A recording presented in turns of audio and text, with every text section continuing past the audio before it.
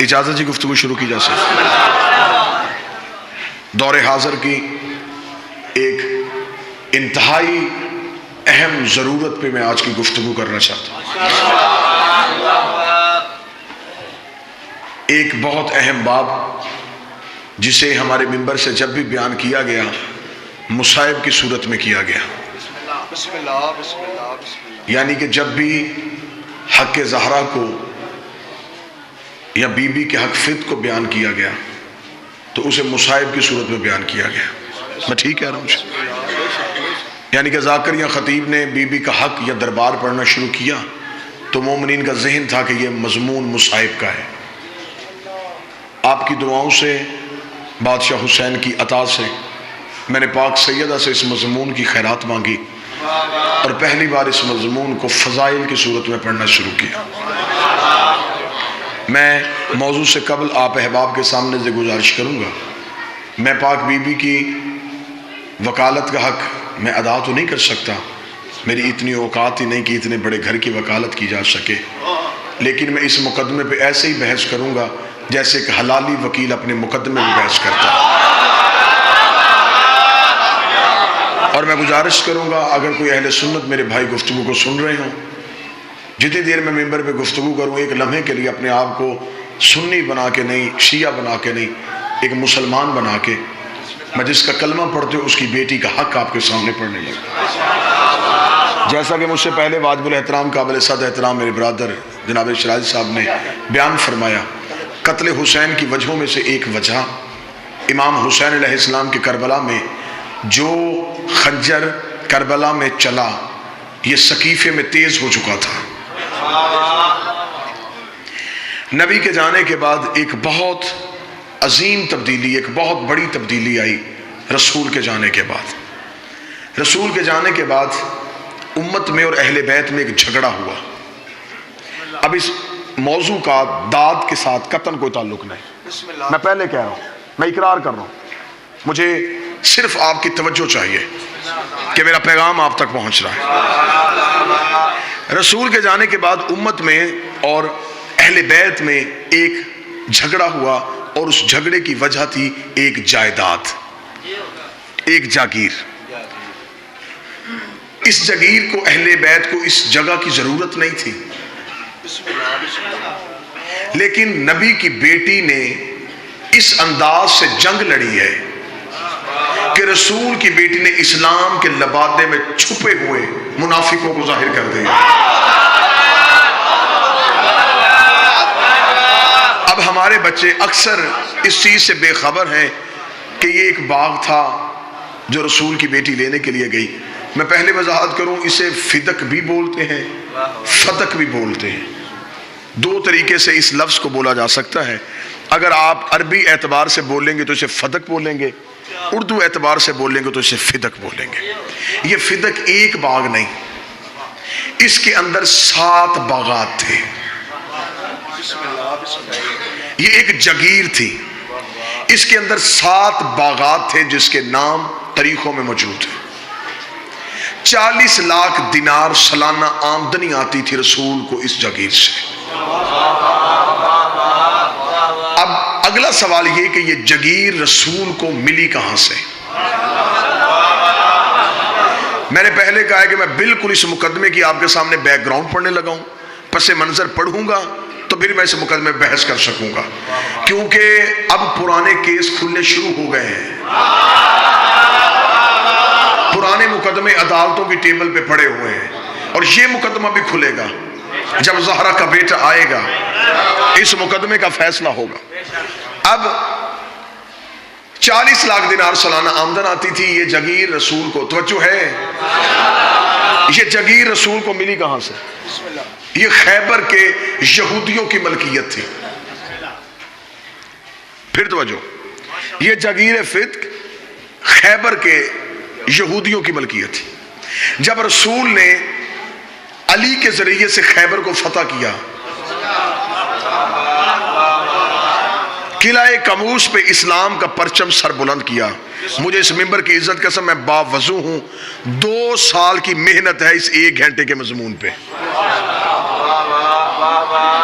رسول نے جب قلعہ قابوس پہ اسلام کے پرچم کو بلند کیا تو خیبر کے یہودیوں نے اپنی شکست کا بدلہ لینے کے لیے جب بھی اس جگیر سے کوئی تجارت کے قافلے گزرتے یہ ان قافلوں کو روٹ مسلمانوں کو علیحدہ کرتے، پہچان کے مسلمانوں کو قتل کرتے۔ قافلے لوٹ کے قتل کرنا کافروں کی پرانی عادت ہے۔ قافلے روک کے پہچان کر کر کے مارنا، یہ خیبر کے کافروں سے چلا۔ یہ ان میں سے اس تجارت کے قافلے میں سے مسلمانوں کو نکالتے، جو جو مسلمان ہوتا اسے قتل کر دیتے۔ خبر مدینے پہنچتی گئی کہ خیبر کے یہودی اس شکست کا بدلہ لینے کے لیے وہاں پر مسلمانوں کو قتل عام کر رہے۔ دوسری بار خیبر میں رسول نے پھر علی کو بھیجا۔ مولا علی خیبر میں ایک بار نہیں، علی 2 بار آئے۔ جب دوسری بار مولا علی آئے تو مولا علی نے خیبر میں پہنچتے ہی یہودیوں کے عمائدین کو، عمرہ کو، ان کے علماء کو اکٹھا کیا۔ اکٹھا کر کے مولا علی نے خطبہ دیا۔ علی فرمایا دیکھو، اگر تو تم مرہب کے قتل کا بدلہ مسلمانوں کے قتل سے لے رہے ہو، میں علی آج تمہارے سامنے اس لیے آیا ہوں کہ مرہب کو مارا ہے میں نے، اگر بدلہ لینا ہے تو مجھ سے لو۔ اگر تم جنگ کرنا چاہتے ہو تو یہ سوچ کے آنا کہ ہاتھ بھی وہی ہے، تلوار بھی وہی ہے، میں علی تم سے لڑنے کے لیے تیار ہوں۔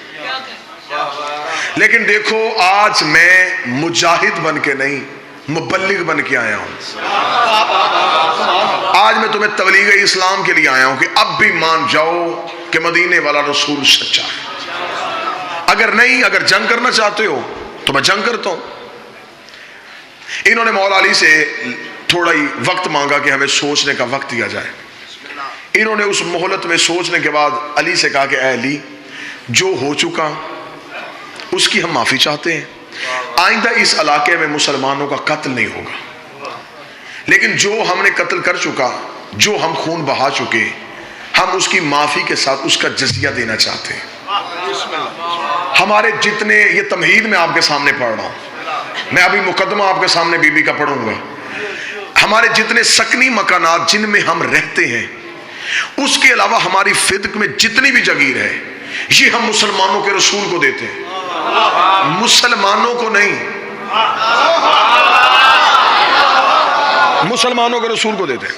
مولا نے ان سے ایک معاہدہ لکھوایا، انہوں نے ایک معاہدہ لکھا، اپنے دستخط کیے، مولا امیر نے اپنے دستخط کیے، علی وہ معاہدہ لے کے مدینے پہنچے، رسول کا کے سلام کیا۔ سلام کرنے کے بعد علی نے کہا کہ یا رسول اللہ مبارک ہو، معافی بھی مانگی ہے، جگیر بھی تمہیں لکھ کے دے دی ہے۔ یہ میں نے آپ کے سامنے بڑے مختصر سے لمحات میں اس جگیر کا پس منظر پڑھا۔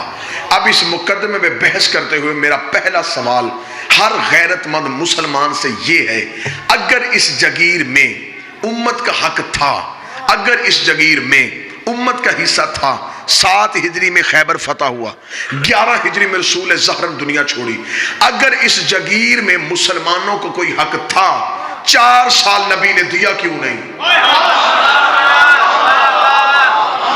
اگر اس جگیر میں مسلمانوں کا حصہ تھا تو 4 سال مسلسل اس جگیر کی آمدن رسول کو ملتی رہی، رسول نے اس میں سے امت کو حق کیوں نہیں دیا؟ اگر آپ نہیں سمجھ سکے تو یہ نبی وہ ہے کہ بحرین سے مال خراج آیا، اہل سنت کتابوں میں لکھا جب بحرین سے مال خراج آیا، صحابہ نے اونٹ مسجد نبی کے باہر کھڑے کیے، رسول سے کہا یا رسول اللہ بحرین سے مال خراج آیا، رسول نے کہا چراغ روشن کرو اور مجھے وہ فرشتے دو جس میں بیواؤں، مستحقین اور یتیموں کے نام ہیں۔ چراغ روشن کیا گیا، رسول نے صحابہ سے کہا وہ بوری اٹھا اس بیوہ کے گھر چھوڑ گیا، وہ بوری اٹھا اس غریب کے گھر چھوڑ گیا، وہ بوری اٹھا اس یتیم کے گھر چھوڑ گیا۔ صحابہ نے کہا یا رسول اللہ رات آدھی ہو چکی ہے، سنی کتاب میں لکھا ہے، صحابہ نے کہا یا رسول اللہ رات آدھی ہو چکی، اگر آپ حکم فرمائیں صبح اذان کے بعد، نماز کے بعد جب سورج طلوع ہو جائے گا آپ جہاں چاہیں گے ہم پہنچا دیں گے۔ رسول نے کہا تم میں سے کوئی ایک صحابی بھی ایسا ہے جو اس بات کی ضمانت دے کہ کل تک محمد زندہ رہے گا، کل تک محمد زندہ رہے گا؟ انہیں ہاتھ جوڑ کے یا رسول اللہ آپ نے خود ہی تو کہا ہے کہ ایک لقمہ کھاؤ تو اتنا بھی یقین نہ کرو یہ حلق سے نیچے اترے گا بھی نہیں اترے گا۔ رسول نے کہا تم میری ایک رات کی ضمانت نہیں دیتے، میں اتنے غریبوں کا حق اپنی گردن پہ رکھ کے کیسے سو سکتا ہوں؟ تم میری ایک رات کی ضمانت نہیں دیتے۔ اب میرا پہلا سوال ہے، جو نبی کسی غریب کا حق ایک رات نہیں رکھتا تھا، اس نے فدق 4 سال اپنے پاس کیسے؟ جس نے کسی غریب کا حق ایک رات نہیں رکھا، 4 سال مسلسل یہ جگیر رسول کے پاس ہے. توجہ ہے میری بات کی؟ رسول اس جگیر سے جو آمدن آتی رکھتے نہیں تھے. بیت المال میں مسلمانوں کو، غربا کو، یتیموں کو، مسافرین کو ان کے حصے بانٹ دیے جاتے. خدا نے فوراً قرآن کی آیت بھیج دی، میرا حبیب اپنی ایک قریبی عورت کو اس کا حق دے. میں ویڈیو کیمرے کی موجودگی میں تفسیر در منصور، تفسیر کبیر، تفسیر روح المعانی تینوں تفاسیر اہل سنت کی ہیں. جب یہ آیت آئی تینوں تفاسیر میں لکھا ہے کہ رسول نے فاطمہ کو بلایا اور یہ فدق فاطمہ کو لکھ کے دے دیا، اگر کوئی اور بیٹی ہوتی جگیر سے حصہ ملتا. یہ جگیر منتقل ہو گئی بی بی کے نام.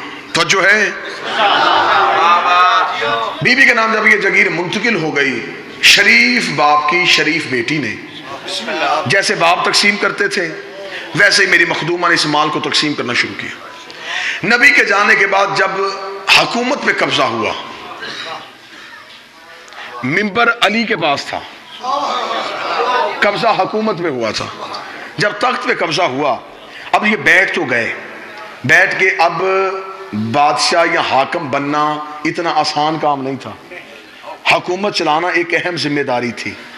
صرف تخت پہ بیٹھنا ہی کام نہیں تھا، وہاں بیٹھ کے فوجیوں کی تنخواہیں، لشکروں کے خرچے، بیت المال میں خزانہ ہونا چاہیے، آپ نے جن کے وظائف مقرر کیے ہیں ان کو وظیفے ملنے چاہیے. یہ سارا کچھ کرنا اس دور کے حاکم کی ذمہ داری تھی. اب یہ بیٹھ تو گئے لیکن یہ سارا سسٹم چلانا ان کے لیے مشکل ہو گیا. انہوں نے کہا یہ سارا سسٹم ہم کیسے چلائیں گے، ہم یہ تنخواہیں کہاں سے دیں گے، ہم یہ وظائف کہاں سے دیں گے. دوسرے ملکوں سے سفیر آتے ہیں، ان کی رہائش کے بندوبست کرنے ہوتے ہیں، دوسرے ملکوں میں تبلیغ اسلام کے لیے اپنے اپنے وفد بھیجنے پڑتے ہیں. یہ سارا سلسلہ کہاں سے چلے گا؟ اب ذاتی لینڈ لارڈ تو تھے نہیں کہ گھر سے لا کے دین پہ خرچ کرتے. اب انہوں نے سوچا کہ کریں کیا. مشورہ یہ طے پایا کہ پہلے یہ دیکھیں کہ رسول یہ خرچہ کہاں سے کرتے تھے، یہ سارے سلسلے رسول کہاں سے چلاتے تھے. تو قریب بیٹھنے والوں نے یہ مخبری کی کہ رسول کی ایک جگیر ہے خیبر میں، یہودیوں کی وہ جگیر تھی جو انہوں نے رسول کو دے دی تھی. وہاں سے 40 لاکھ دینار آتے ہیں. وہاں پر کھجوروں کے باغ بھی تھے، 7 باغات تھے وہاں کھجوروں کے، اور اس دور میں سب سے بڑا بزنس کھجوروں کے باغ کا ہوتا تھا. یعنی کہ یہ عرب میں ایسا کاروبار تھا جس کے ہاں نقصان کا کوئی خطرہ نہیں تھا. ٹھیک ہے جی. انہوں نے فوراً اپنے عامل، اپنے سپاہی وہاں پہ بھیجے. وہاں پر بھیج کے انہوں نے بی بی کے عاملوں کو وہاں سے اٹھا دیا اور اس جگیر پہ قبضہ کر لیا. جی خیبر میں. جو آج بھی وہ باغ کی، کیونکہ اب انہوں نے زیارت وہ بند کر دی ہے، اب وہاں جانے سعودی عرب کی گورنمنٹ نہیں دیتی. یہ مدینے سے آپ تھوڑا باہر نکلیں گے تو اس وقت 65 یا 70 کلومیٹر کے فاصلے پہ یہ جگیر ہے. اب جب بی بی کے عامل واپس آ گئے تو بی بی کے عاملوں نے واپس آ کے کہا کہ بی بی انہوں نے ہمیں وہاں سے اٹھا دیا، حکومت نے قبضہ کر لیا. اب یہ دیکھیں، اب میں پڑھنے لگا ہوں بی بی کا مقدمہ. صداد سے اجازت لے کے میں مخدومہ کا حق پڑھنے لگا ہوں. جب آ کے عاملوں نے اطلاع دی، جناب فضہ روایت کرتی ہیں کہ اس دن بی بی مکنا اوڑھ رہی تھی، چادر اوڑھ رہی تھی، اور اپنے منہ میں بی بی زبان سے آہستہ دھیمے لہجے میں کہہ رہی تھی، ہوشیار ہو جا، اب تیرے مقابلے پہ بطول آ رہی ہے. اور میں انتہائی ذمہ داری کے ساتھ ایک ایک لفظ ادا کر رہا ہوں. میں نے کہا 2 سال کی محنت ہے اس مضمون پہ، ایک ایک لفظ کی ذمہ داری ہے. جس دن بی بی دربار میں گئی ہیں حق لینے کے لیے، اس دن بی بی کے 2 دروازے تھے مسجد میں. ایک وہ جو گھر کے اندر سے مسجد میں کھلتا تھا، جو رسول نے سارے صحابہ کے بند کروائے تھے لیکن علی کا بند نہیں کروایا تھا، یہ وہ دروازہ. ایک دروازہ وہ ہے جو مرکزی گیٹ ہے مسجد کا. جس دن بی بی دربار میں آئی ہیں اس دن بی بی حجرے والے دروازے سے نہیں آئیں، جبکہ ہمیشہ بی بی رسول کے دور میں بھی جب بھی مسجد میں آتی تھی تو حجرے والے دروازے سے آتی تھی. آج بی بی حجرے والے دروازے سے نہیں، آج مرکزی دروازے سے آئی. حجرے والے دروازے سے میری مخدومہ اس لیے نہیں آئی کہ اگر حجرے والے دروازے سے آتی کل کوئی مسلمان یہ کہہ سکتا تھا کہ ہمیں تو پتہ ہی نہیں زہرا کب دربار میں آئی اور کب دربار سے چلی گئی. اس دن بی بی آئی ہے مرکزی دروازے سے, پہنچ گئی رسول کی بیٹی دربار میں. حاکم بیٹھا تھا تخت میں. میرا پہلا سوال ہے ہر غیرت مند مسلمان سے, آج بھی شرعی عدالت میں چلے جاؤ, پاکستان کی سپریم کورٹ میں شرعی عدالتوں میں جا کے آج بھی قوانین شرعیہ اٹھا کے دیکھو, آج بھی پاکستان کے قانون کے مطابق اگر فیصلہ کیا جائے زہرا پھر بھی جیت رہی ہے. آج پاکستان کے قوانین شرعیہ کے مطابق فیصلہ کیا جائے. میں سمجھا کے بات کروں گا, میں نے پہلے کہا تھا داد نہیں دینی, صرف سوچنا ہے اور توجہ فرمانی ہے. قوانین شرعی میں لکھا ہوا ہے کہ اگر کسی جگیر پہ قبضہ کرنے کے لیے مسلمان مجاہدین کا خون اور پسینہ بہے اور وہ جگیر مسلمان لے لیں, اس جگیر میں ہوتے ہیں 5 حصے. 4 ہوتے ہیں ان مجاہدین کے جنہوں نے جنگ کی, 5واں ہوتا ہے رسول کا. لیکن اگر کسی جگیر پہ قبضہ کرنے کے لیے نہ کسی کا خون بہاؤ نہ پسینہ, وہ صرف اسلام کو اسلام کے روب کی وجہ سے مل جائے, اسے کہتے ہیں مال فی. اس میں امت کا حق نہیں ہوتا, وہ صرف رسول کا حق ہوتا ہے. اب اگر اس جگیر پہ کسی نے گھوڑا دوڑایا ہے پھر اس میں امت کا حق. دوسرا سوال, آج بھی پاکستان کی عدالتیں اس بات کی تائید فرمائیں گی سب سے بڑا بدنما دھبا جو آج تک اسلام کے چہرے پہ ہے جسے کوئی بھی مورخ نہیں مٹا سکا, کتنا بڑا ظلم ہوا تاریخ اسلام پہ, جس کے خلاف مقدمہ تھا وہی جج تھا.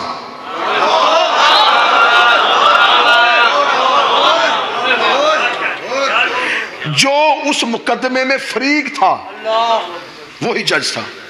شریعت محمد کے مطابق حاکم وہ مقدمہ سننے کا اہل ہی نہیں تھا.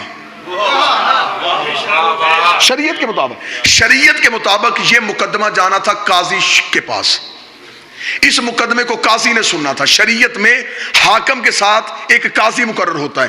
اگر آپ اسٹیٹ کے خلاف آئیں گے, اگر آپ حکومت کے خلاف آئیں گے, وہ مقدمہ حکومت نہیں, اسلام کہتا ہے کہ وہ مقدمہ قاضی سنے گا. قاضی کا چناؤ ہے, توجہ ہے میری بات کی جانب, اس لیے اسلام میں ہے قاضی کا چناؤ. اور آج بھی پاکستان کی عدالتوں میں یہ نظام موجود ہے. آپ نے پچھلے دنوں دیکھا افتخار چودھری کے بیٹے کو عدالت میں لایا گیا, اس نے بینچ چھوڑ دیا. اس نے کہا کیونکہ میرا بیٹا مجرم ہے لہٰذا میں یہ مقدمہ سنوں گا, نہ میں سن سکتا ہوں. تاریخ اسلام میں سب سے بڑا ظلم یہ ہوا, جس کے خلاف بھی مقدمہ لے کے آئی تھی وہی منصف تھا. یہ ہے تاریخ اسلام کا ایک بدنما دبا. آ گئی بی بی آگے دربار میں کھڑی ہوئی, مصائب نہیں فضائل سننا مخدومہ کا. جنگ جیت کے آئی ہے رسول کی بیٹی, چادر کی دھار سے دشمن کو قتل کر کے آئی. بی بی دربار میں پہنچی. بی بی نے دربار میں پہنچ کے سب سے پہلا سوال حاکم سے کیا. بی بی نے دربار میں پہنچتے ہی حاکم سے کہا کہ تو نے میری جگیر پہ قبضہ کیوں کیا. یہ مکالمہ ہے, میں نے پہلے کہا میں ویڈیو کیمرے کی موجودگی میں ہوں, میں اپنے ایک ایک حرف کو ثابت کروں گا. بی بی نے کہا تو نے میری جگیر پہ قبضہ کیوں کیا. حاکم نے فوراً بی بی کو جواب دیا کہ ہمارے پاس ایک حدیث تھی, جس حدیث کو نص بنا کے ہم نے اس جگیر پہ قبضہ کیا. بی بی نے کہا تیرے پاس کیا حدیث تھی. اس نے کہا تیرے بابے کی حدیث ہے کہ ہم گروہ انبیاء لا نورث ولا نورث, ہم نہ وارث بنتے ہیں نہ وارث بناتے ہیں. یہ انبیاء جو ہوتے ہیں نہ یہ کسی کے وارث ہوتے ہیں نہ یہ کسی کو وارث بنا کے جاتے ہیں. اس نے منبر سے حدیث پڑھی, بولی رسول کی بیٹی. اب امتی چپ رہنا, سید میرے ساتھ بولنا. جب اس نے اس حدیث کو پڑھ کے مقدمے کی سماعت شروع کی, بی بی نے خود اپنے مقدمے کی وکالت کی اور رسول کی بیٹی نے اپنے مقدمے پہلی دلیل دی. بی بی نے کہا تو نے کیا کہا ہے, میرے بابے کی حدیث ہے ہم وارث نہ بنتے ہیں نہ بناتے ہیں. رک کسی جگہ پہ, پہلے مجھے یہ بتا تجھے میرے بابے نے وارث بنایا ہے؟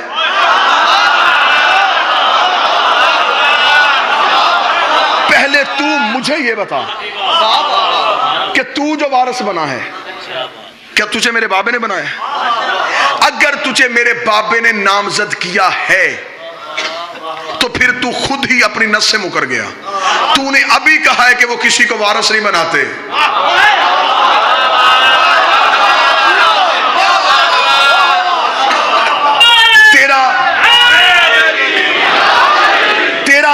نامزد ہونا غلط. حاکم چپ ہوا. حاکم نے کہا مخدومہ بنت رسول تو اپنے مقدمے میں بحث کر. دربار میں اکیلی وکیل. مخدومہ نے کہا میں اپنے مقدمے میں بحث کرتی ہوں. اس نے کہا تیرے پاس ثبوت؟ بیوی نے کہا میرے پاس ثبوت ہے. ثبوت پیش کیا جائے. بیوی نے عدالت میں وہی معاہدہ جو یہودیوں نے لکھا تھا جس میں مولا علی کی بطور گواہ اور رسول کی مہر تھی اور نیچے لکھا تھا رسول نے کہ یہ جگیر میں اپنی بیٹی فاطمہ کو دیتا ہوں. بیوی نے وہ تحریر دربار میں پیش کی. انہوں نے تحریر پڑھتے ہی دوسرا سوال سماعت مقدمے کی کرتے حاکم نے کہا کہ اس تحریر پہ کوئی گواہ. لو پھر پھنس گیا حاکم. دوسری بڑی غلطی کر گیا حاکم. قانون قرآن کے مطابق معصوم سے گواہ مانگنے کی اجازت ہی نہیں ہے. میں محنت آپ کے سامنے پڑھ رہا ہوں. قرآن کے مطابق معصوم سے گواہ مانگنے کی اجازت نہیں. میں قرآن سے نص دیتا ہوں. مریم کی قوم نے مریم سے پوچھا بچہ کہاں سے آیا. 3 دن کا عیسیٰ بول پڑا. قرآن کہتا انی عبداللہ اتانی کتاب وجعلنی نبی، میں اللہ کا بندہ ہوں، کتاب لے کے آیا ہوں، نبی بن کے آیا ہوں. قوم نے عیسیٰ سے گواہ نہیں مانگا. معصوم ہے. میں ایک حوالہ دوسرا دیتا ہوں. کتاب کا نام حیات الحیوان، لکھی آقا دمیری نے، چھپی جامع الازہر مصر سے. مدینے میں ایک شخص جس کا نام اسود تھا، یہ گھوڑا بیچنے کے لیے آ گیا. عربی تھا یہ گھوڑا بیچنے کے لیے آ گیا.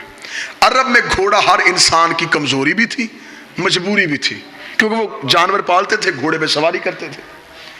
یہ مسجد نبوی والے بازار میں توجہ ہے، گھوڑا کھیلے کھڑا.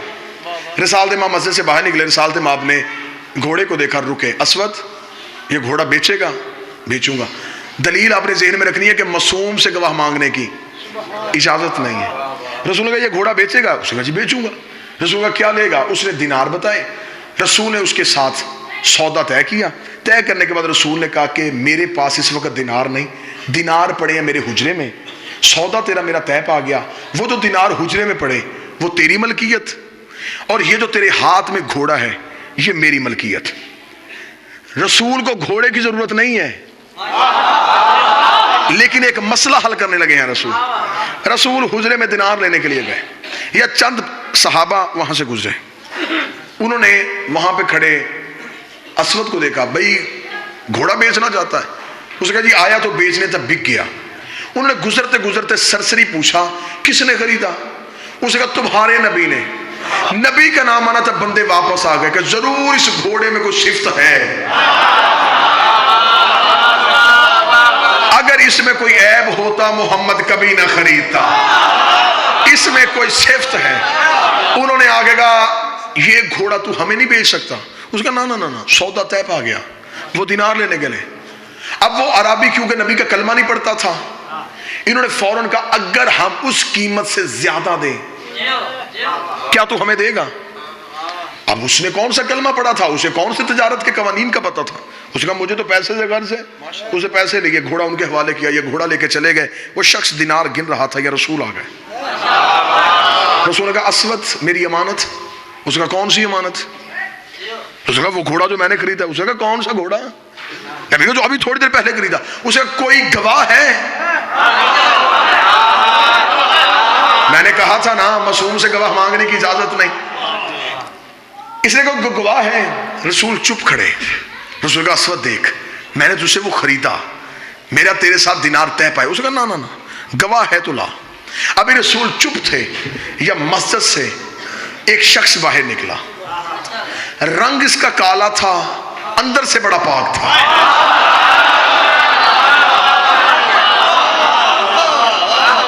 یہاں اس کے ولایت علی کا نور تھا.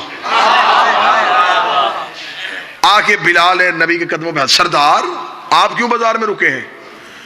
بلال میں گزر رہا تھا، میں نے اس کے ساتھ اس سواری کا سودا کیا، میں دینار لینے گیا، اسے کسی اور کے ہاتھ بھیج دی. جب اتنا جملہ کہا بلال نے کہا کیوں تو نے ایسا کیوں کیا؟ اسے کہا تیرے نبی کے پاس گواہ کوئی نہیں. کوئی گواہ نہیں ہے کہ میں نے اس کے ساتھ سودا کیا۔ بلال نے ایک لمحہ سوچے بغیر کہا میں گواہی دیتا ہوں۔ اب بھلوال والوں داد نہ دینا، دعا دینا تو تمہارا حق بنتا ہے۔ جب بلال نے کہا میں گواہی دیتا ہوں کہ گھوڑا میرے نبی نے خریدا ہے، اسود نے دیکھ کے کہا عبداللہ کا بیٹا میں نے تیرے کلمہ نہیں پڑھا، تیری عدالت کے میں نے قصے سنے ہیں، تیری صداقت کے میں نے منظر سنے ہیں، مجھے پتا ہے تو بات سچی کرتا ہے، فیصلہ حق پہ کرتا ہے، مجھے بول کے بتا جب تیرا اور میرا سودا ہو رہا تھا یہ تیرا حبشی غلام تو تھا ہی نہیں، اس نے گواہی کیسے دے دی؟ رسول اپنا چہرہ بلال کی طرف کہا بلال یہ بات تو سچ ہے، جب میرا اس کے ساتھ سودا ہوا تو تھا ہی نہیں، تو نے کیسے گواہی دی؟ بلال نے دونوں ہاتھ نبی کے قدموں پہ رکھے کہا تو نے کہا اللہ ہے میں نے دیکھا، تو نے کہا اللہ ہے میں نے دیکھا، تو نے کہا جنت ہے میں نے دیکھی، تیرے کہنے پہ نہ دیکھا اللہ مان لیا، یہ بھی تو نے کہا ہے کہ گھوڑا خریدا ہے، پھر تو نے خریدا۔ یہ ہے معصوم سے گواہ مانگنے کی اجازت نہیں۔ دربار میں معصومہ سے گواہ مانگا گیا، سننا مقدمہ، فضائل سننا میری سائن کے، میری آقا زادی کی فضیلت سننا۔ انہوں نے گواہ مانگا، بی بی نے گواہیاں دیں۔ بی بی نے کہا میرا بڑا بیٹا حسن میرا گواہ، میرا چھوٹا بیٹا حسین میرا گواہ، میرا شوہر علی میرا گواہ، اور میرے باپ کی کنیز ام ایمن میری گواہ۔ یہ 4 گواہیاں ہیں جو بی بی نے اپنے مقدمے میں دی ہیں۔ حاکم نے تھوڑی دیر مشیروں سے مشورہ کیا، بنت رسول کھڑی فیصلے کا انتظار کر رہی تھی۔ یہ دربار سے فیصلہ آ گیا، فیصلہ یہ آیا کہ ہم آپ کے مقدمے کو خارج کر رہے ہیں اس بنا پہ کہ آپ کا نصاب شہادت پورا نہیں۔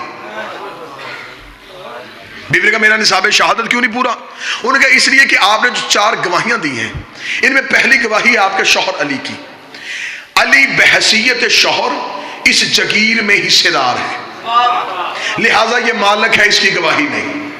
حسن حسین ہے بیٹے ہونے کی وجہ سے ان کا بھی اس جگیر میں حصہ ہے، لہٰذا ان کی گواہی بھی نہیں۔ چوتھی بچ گئی ایک گواہ ام ایمن، اور تیرے بابا کی حدیث ہے کہ اگر مرد ایک ہو عورتیں 2 ہونی چاہیے، اس کے ساتھ دوسری عورت نہیں، لہٰذا نصاب شہادت مکمل نہ ہونے کی وجہ سے ہم تیرے مقدمے کو خارج کرتے ہیں۔ زندگی قربان کروں بی بی تیری عزت میں، بی بی نے مقدمہ واپس لے لیا، گواہیاں نہیں بدلی۔ بحث سننا میری آقا زادی کے مقدمے کی پوری ذمہ داری کے ساتھ، بی بی نے مقدمہ واپس لیا، گواہیاں نہیں بدلی، جبکہ بی بی کے پاس گواہ تھے۔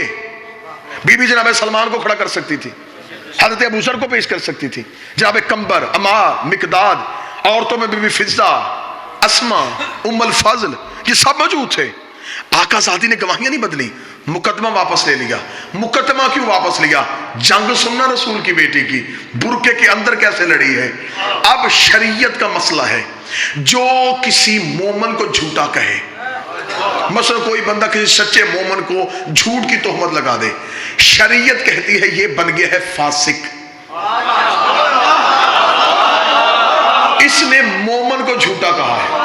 اب فاسق کی سزا کیا ہے؟ شریعت سے پوچھو۔ فاسق کی سزا یہ ہے کہ فاسق نماز پڑھا نہیں سکتا، پڑھ سکتا ہے، فاسق چاند کی شہادت نہیں دے سکتا، فاسق نکاح میں بطور گواہ نہیں بیٹھ سکتا، فاسق طلاق میں بطور گواہ نہیں بیٹھ سکتا، فاسق کسی بھی شرعی عدالت کا قاضی نہیں ہو سکتا۔ یہ ہے فاسق کی سزائیں۔ اگر کوئی کسی مومن کو جھوٹا کہے وہ بنتا ہے فاسق۔ قرآن ممبر پہ لے آؤ، میں زہرا کی وکالت گھڑے میں منہ دے کے نہیں، لاؤڈ سپیکر پہ کر رہا ہوں، یہاں جان تلی پہ رکھ کے، اور اس سانس پہ لعنت کرتا ہوں جس سانس میں 14 کی وکالت نہ ہو۔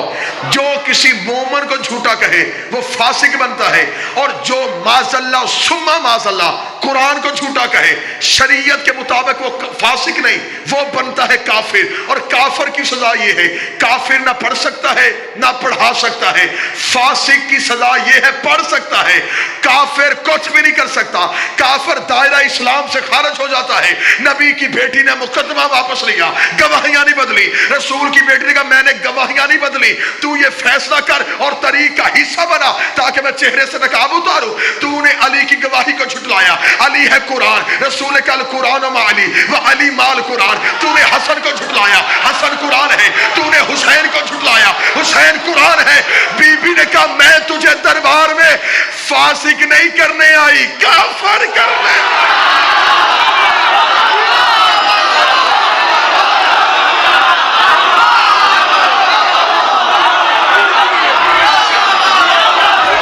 بسم اللہ میں تجھے بسم اللہ یا رسول یا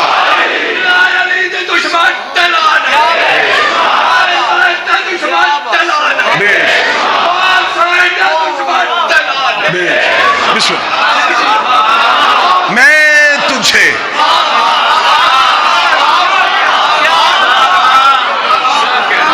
جو کام نبی نہیں کر سکا، زندگی ہوئے 1000 سال اس جملے واہ واہ کرتے رہے 1000 سال۔ پاک سید آپ کو زندگی عطا فرمائے۔ مخدومہ نے اصل چہرہ بے نقاب کیا، سننا مقدمہ سننا میری آقا زادی کا۔ بی بی نے مقدمہ واپس لیا، حکیم صاحب مقدمہ واپس لیتے ہی بی بی نے دوسرا مقدمہ دائر کیا۔ بی بی نے کہا یہ مقدمہ واپس ہو گیا، فیصلہ کر دیا تو نے فیصلہ، نہ فیصلہ نہ بدلنا، میں مقدمہ واپس لیتی ہوں۔ وہی کھڑے بی بی نے دوسرا مقدمہ دائر کر دیا۔ بی بی نے کہا تو ہے حاکم، میں ایک بیٹی بن کے باپ کا حق لینے آئی ہوں، باپ کا حق دے۔ حکومتیں پریشان ہو گئی، دربار میں لڑ رہی ہے محمد کی بیٹی، برقعے کے اندر لڑ رہی ہے رسول کی بیٹی۔ رسول کی بیٹی نے کہا حق دے، اس نے کہا توجہ، اس نے کہا حق میں نے تجھے کہا نہیں، میرے پاس حدیث ہے۔ چند قدم چلی، آگے چل کے کھڑی ہوئی، بی بی نے کہا اب بول کیا کہا تو نے؟ اس نے کہا میرے پاس حدیث ہے۔ بی بی نے کہا حدیث سنا۔ اس نے کہا تیرے بابا نے کہا تھا ہم گروہ انبیاء نہ وارث بنتے ہیں نہ وارث بناتے ہیں۔ مخدومہ چادر کے اندر سے بولی۔ بی بی نے کہا تو نے حدیث پڑھی ہے؟ میں قرآن کی آیت پڑھتی ہوں، میں قرآن پڑھتی ہوں۔ کون سی آیت؟ بی بی نے کہا بسم اللہ الرحمن الرحیم وَلِكُلْ جَعَلْنَا مَوَالِيَ تَرَكَ الْوَالِدَيْنِ وَالْأَقْرَبُونَ۔ جو کچھ ماں باپ چھوڑ کے جائیں اس میں رشتہ داروں اولاد کا حصہ ہوتا ہے۔ اس سے کہا میرے پاس حدیث ہے۔ بی بی نے کہا میں دوسری آیت پڑھ دیتی ہوں وَلِلرِّجَالِ نَصِيبٌ مِّمَّا تَرَكَ الْوَالِدَيْنِ وَالْأَقْرَبُونَ۔ جو کچھ ماں باپ چھوڑ کے جائے اس کا بیٹے کا حصہ ہوتا ہے۔ اس سے کہا میرے پاس حدیث ہے۔ بی بی نے کہا میں تیسری آیت پڑھ دیتی ہوں وَلِلنِّسَاءِ نَصِيبٌ مِّمَّا تَرَكَ الْوَالِدَيْنِ وَالْأَقْرَبُونَ۔ جو کچھ ماں باپ چھوڑ کے جائے اس میں عورت کا حق ہوتا ہے۔ اس سے کہا میرے پاس حدیث ہے۔ بی بی نے کہا میں چوتھی آیت پڑھ دیتے ہوں وَوَارَثَ سُلَيْمَانَ دَاؤُدَ۔ ہم نے نبی کو نبی کا وارث بنایا۔ اس نے کہا میرے پاس حدیث ہے۔ بی بی نے کہا میں پانچویں آیت پڑھ دیتی ہوں قُلْ أَسْأَلُكَ أَجْرًا إِلَّا الْمَوَدَّةَ فِي الْقُرْبَى۔ اگر میرا بابا اجر مانگ سکتا ہے میں بابے کا حق کیوں نہیں مانگ سکتی؟ بلوال والو شیعہ ہو سنی ہو تمہیں 14 کی عزت کا واسطہ میں زہرا کا حق بیان کر رہا ہوں۔ حاکم ایک حدیث پڑھتا گیا، بی بی بدل بدل کی آیتیں پڑھتی رہی، بدل بدل کی آیتیں پڑھتی رہی۔ 40 آیتیں جب محمد کی بیٹی نے دربار میں کھڑے ہو کے پڑھتی، حاکم کے چہرے پہ موت کی زردی آ گئی، حاکم کا جسم کانپنا شروع ہو گیا۔ اس نے کہا زہرا میں حدیث پڑھتا ہوں تو جواب آیت میں کیوں دیتی ہے، حدیث کا جواب حدیث میں کیوں نہیں دیتی؟ اتنا جملہ کہنا تھا یا محمد نے چاپ بس میں نے اتنا سننا تھا، تو وہی ہے جسے میرے بابے نے کہا تھا آ تجھے حدیث لکھ دو، تو نے کہا تھا قرآن کافی ہے، تو نے کہا تھا، تو نے کہا تھا۔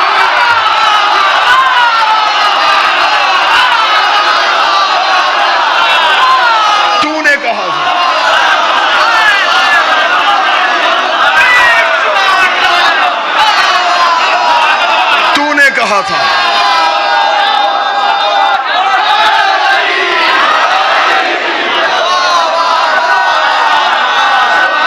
تجھے میرے بابے نے کہا تھا،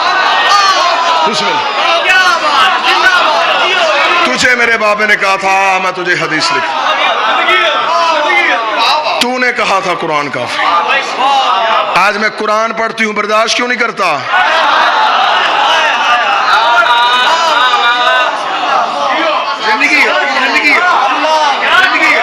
سن اب قرآن نہیں سنے آئی تک دربار میں کھڑی ہو کے بی بی نے کہا نہ تجھے قرآن کافی ہے نہ تجھے فرمان کافی ہے.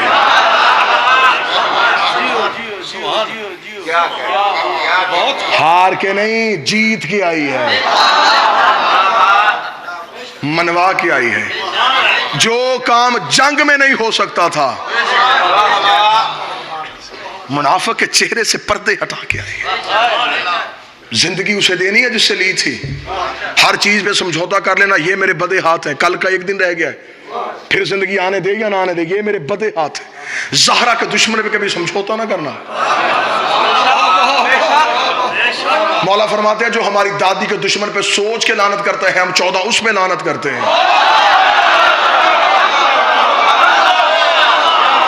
جو سوچ کے لعنت کرتا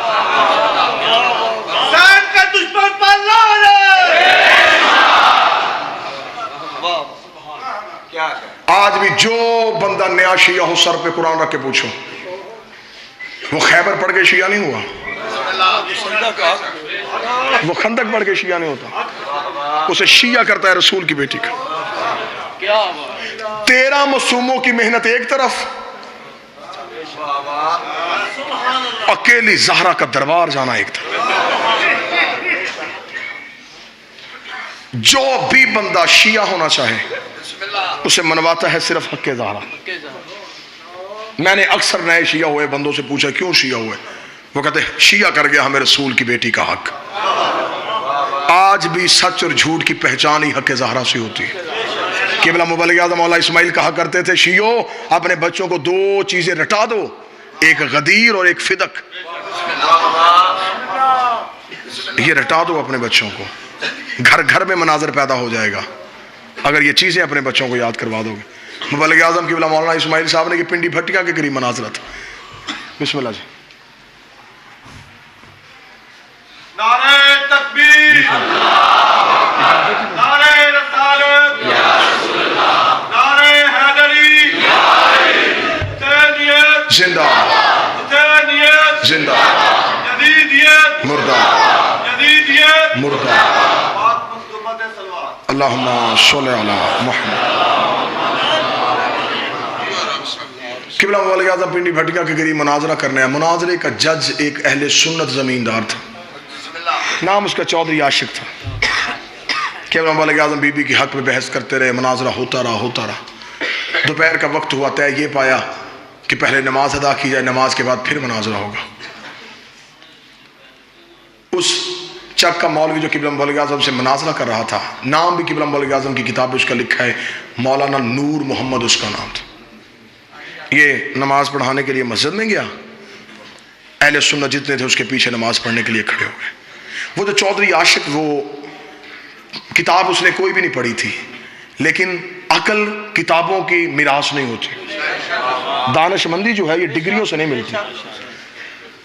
چودھری عاشق مولوی کے پیچھے نماز پڑھنی شروع کی. نماز ختم ہوئی, اسے نمازیوں سے کہا مسجد سے باہر جاؤ, میں نے مولوی صاحب سے اکیلے کوئی بات کرنی ہے. سارے نمازی مسجد سے گئے, اس نے مسجد کی دروازے کی کنڈی لگائی, مولوی صاحب کے سامنے آ کے بیٹھ گیا.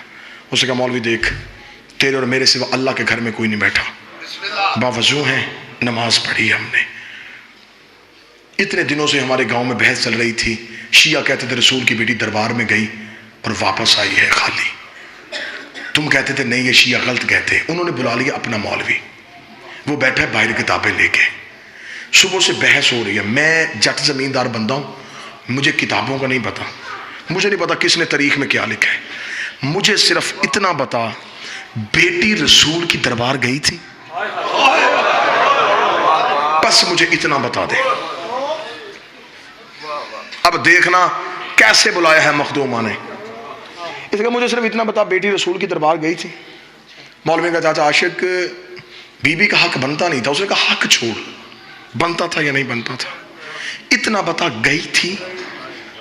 اس نے کہا ہاں یہ کتابوں میں لکھا گئی تھی. اس نے کہا چپ, اب اتنا بتا دے واپس خالی آئی ہے یا حق لے کے آئی ہے. اس نے کہا چاچا عاشق میں کتابوں سے ثابت کروں گا بی بی کا حق نہیں بنتا تھا. اس نے کہا میں نہیں پوچھ رہا بنتا تھا یا نہیں بنتا تھا, نہیں بنتا تھا, اتنا بتا واپس خالی آئی ہے. اس نے کہا ہاں چاچا عاشق خالی ہے. اس نے کہا اٹھ ختم کر مناظرہ, ہم نے بحث نہیں کرنی, जीत गया वो शियों का मौलवी। उसने कहा क्यों, किस बात पे मुनाजरा खत्म करवा रहा है? उसने कहा मौलवी मेहराब में बैठा है, सर पे कुरान रख के बता मैं मर जाऊं, मेरे मरने के बाद मेरी बेटी किसी कम्मी के दरवाजे पे चली जाए, जाके कहा मैं चौधरी आशिक की बेटी हूँ, मुझे फलां चीज़ की ज़रूरत है, बताओ उसका बनता है? कहने लगा नहीं बनता। दोगे या नहीं दोगे? कहने लगे कैसे नहीं देंगे, बेटी जो तेरी। उसने कहा शर्म नहीं आती, मेरी बेटी का हया करते हो, मोहम्मद की बेटी का किसी ने, मेरी बेटी का एहतराम करते हो, रसूल की बेटी का किसी ने। उसने रोते हुए कहा चली जो गई थी ना, नहीं बनता था, आ जो गई थी। और बेटी तो दुश्मन की भी घर आ जाए खाली नहीं भेजते, आ जो गई थी दरबार में। इतना कहने के बाद चौधरी आशिक मस्जिद से निकला जहां मुबल्लिग आज़म बैठा था, हाथ जोड़ गया था मुबल्लिग आज़म, और मौलवी इस्माइल पढ़ा कलमा, मिल गई मुझे हिदायत। हक नहीं सी देना, ना देंदे, कोई लंबी तारीख दे देंदे। हाय हाय, मेरा भाई अली अब्बास कहता है हक नहीं देना तो ना देते, कोई लंबी तारीख दे देते। मोहम्मद की बेटी, यही जुमला मौलाना इस्माइल ने कहा जब चौधरी आशिक ने मौलवी इस्माइल के कदमों पे हाथ रखा, देख के कहा पढ़ा कलमा। मौलवी आज़म मौलाना इस्माइल ने कहा चौधरी आशिक बात पूरी सुन, इन्होंने खाली नहीं भेजा, सर के बाल सफेद करके गई, उठती बैठती गई, कर गया है दुनिया को हक की पहचान, हक के ज़हरा। दो जुमले सुनना मुसाइब के, रोने की रातें हैं, कल की एक रात है, कल की रात शहीदों की रात है, अगली रात गरीबों की रात है। कल तक ज़ैनब का हर रिश्ता मौजूद है, कल रात तक ज़ैनब का गाजी भी है, ज़ैनब का अकबर भी है, ज़ैनब का कासिम भी है, अगली रात में उजड़ गई है। दो जुमले उस शहजादे के सुनना जिसके लिए अल्लामा इरफान हैदर आबदी ने कहा था अकबर की शहादत पढ़े वो जिसने पढ़ने के बाद मर जाना हो, अकबर की शहादत सुने वो जिसने सुनने के बाद मर जाना हो। नहीं बर्दाश्त होती कब्र में भी हुसैन से अकबर की शहादत। आका महदी ने हुसैन की कब्र पे खड़े होकर अकबर की शहादत पढ़ दी। आधी रात को अपने घर में चीखों की आवाज सुन के आका महदी ने बिस्तर छोड़ा। आका महदी ने देखा इसके घर के बरामदे में एक काले बुरके वाली बीबी रो रही है। आका महदी ने देखा कि बीबी मन अंते तू कौन है, रो के कदी पर्दा कर, मैं मोहम्मद की बेटी ज़हरा। ज़हरा का नाम आना। आका महदी ने हाथ जोड़े, रो के कहता बीबी मेरा इतना मुकद्दर नौकर के घर आई है, रो के कहती तुझे समझाने आई हूँ आज के बाद मेरे हुसैन की कब्र पे अकबर की शहादत ना पढ़ना। आका महदी कहता बीबी मैंने कोई रवायत गलत पढ़ी है, रो कहती तूने रवायत गलत नहीं पढ़ी, जब से तू अकबर की शहादत पढ़ के आया है मैं कभी करबला में हुसैन चुप करवाती हो, कभी शाम में ज़ैनब चुप करवाती हो, कब्र में मेरा हुसैन रो रहा है, शाम में मेरी ज़ैनब रो रही। अकबर की शहादत पे करबला में बीबियों ने पत्थरों का मातम किया है। आका दरबंदी ने कहा पत्थरों का मातम किया है अकबर की शहादत पे। जब अकबर का घोड़ा ख़याम से निकला